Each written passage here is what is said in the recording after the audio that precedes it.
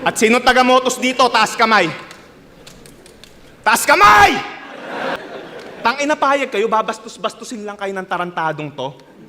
Kung ako sa inyo, pag nakita nyo to mamaya sa labas, banatan nyo. At ikaw, mga nagpapakahirap yan magsulat, ba't mo iniinsulto mga batang to?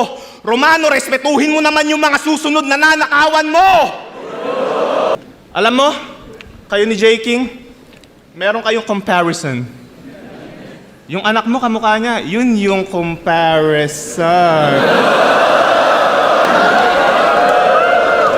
Pero bad trip daw sa'yo si Arik. May toyo ka daw sa ulo.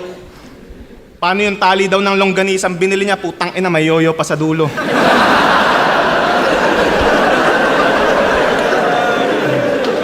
Pero magaling daw siya magluto. Wannabe na Walter White. Bukod sa longganisa, may isa pa siyang specialty. Battered wife. Di ba pinagmamalaki mo pa palagi na pinag-aral mo si ate? Kung bubugbugin mo lang din pala siya, sana pinag-aral mo na rin ng karate. Pero may bago na daw siyang shota. Hahahay! Miss, mag-iingat ka na ko. Iba trip niyan kapag palo. Malalaman mong nang bababae yan pag may nakita ang lipstick sa kamao.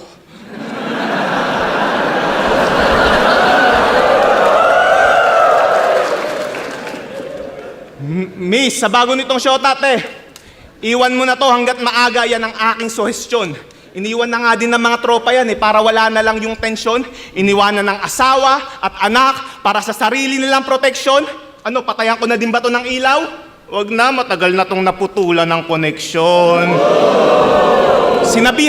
Sinabihan mong adik si Zaki. Adik ka naman din. Iniwanan daw ng asawa niya si JD. Nilayasan ka na din. Binabato mo lang sa iba lahat ng di mo kayang tanggapin. Ang sarap mong sapakin. Paano ka ba magsulat, ha? Nakaharap sa salamin?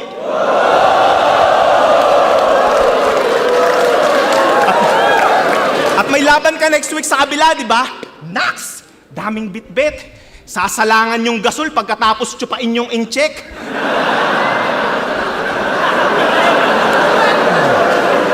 Hindi lumubog yung panga mo dahil sa kakahit-hit. Gago, lumubog yung panga mo dahil sa kakasipsip.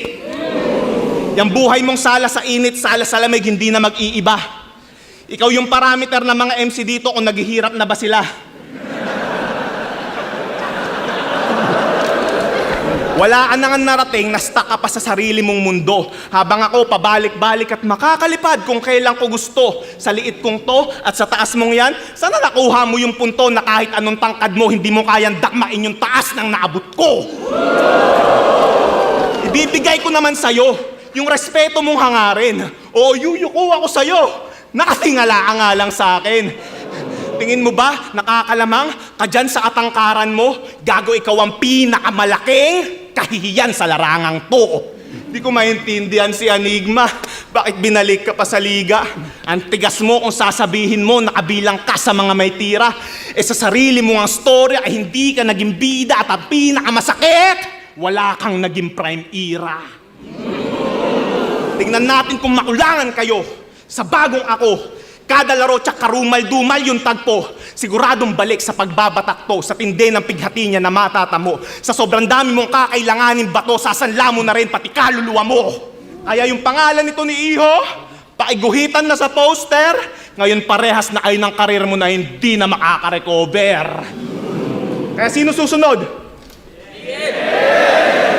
GL? Ba't ko titirahin yung putang inang yan? Para lalo mag-viral ng sagad? Ito nga nagmamataas, pinabagsak ko downward spiral palapag. Ikaw yung shortcut ko, patungo doon sa title kong hangad. Dahil sa sobrang taas nitong nagawa kong talunan, diretso finals na agad. Ang pagiging kampiyon ay parang pagiging sober. Hindi mo na yan mararanasan. Ang dapat dito sa Romano, bigyan ng tadyak na malaspartan. Hanggang tumilapon ka sa pinakamababang baitang ng hagdanan at dun mo ako panoorin magkampiyon sa unang beses na pagsala.